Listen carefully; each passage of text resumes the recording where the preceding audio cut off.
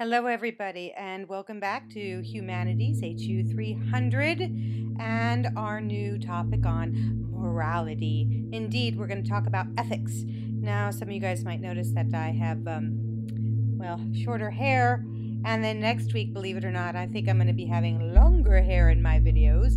This is a newer video. I wanted to replace an older video that I did to update a few topics, so that's why I look so different. My little summer haircut. Don't worry, it'll grow out again. All right, so let's get to talking about this week. This week we're going to talk about morality, and we're going to look at it through a couple different ways. The first way we're going to look at it is under discussion 1, and we're going to talk about different kind of movies or even TV shows that we've seen that gives us an example of morality and what kind of morality is that show demonstrating. For example, you might be into the popular TV show House, and in that case you might want to talk about the main character House, as he doesn't seem to show the best, how shall we say, morality in the sense of for public care, right? He's a bit of an egoist, and indeed that's a vocabulary word that you might want to apply if you were discussing House, is that he tends to try to solve his own self-interest, and so therefore House becomes a bit of an egoist.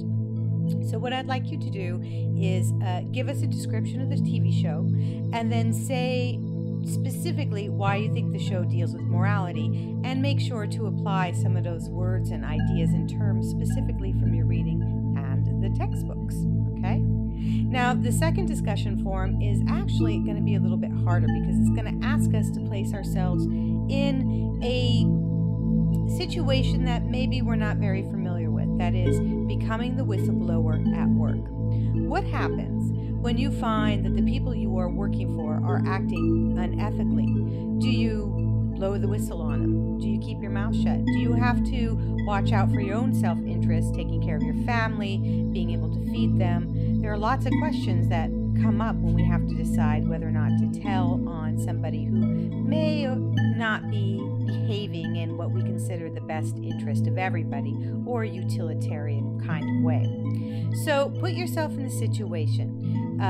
Pretend that a company has done something that you consider to be not quite right. And how would you react to that situation? Are you going to make a determination depending upon, for example, how horrible the act is, or how not so horrible? Do you make one kind of decision if a coworker, for example, steals a couple staplers from work, compared to if they are taking larger goods, such as replacement ink for their cartridge, for example?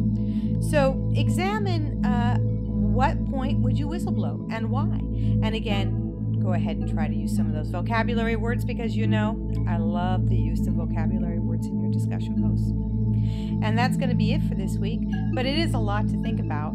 I do hope I get to see you in seminar where we'll talk a lot more about morality, including a couple interesting shows in which we can discuss morality in relation to. So that's it.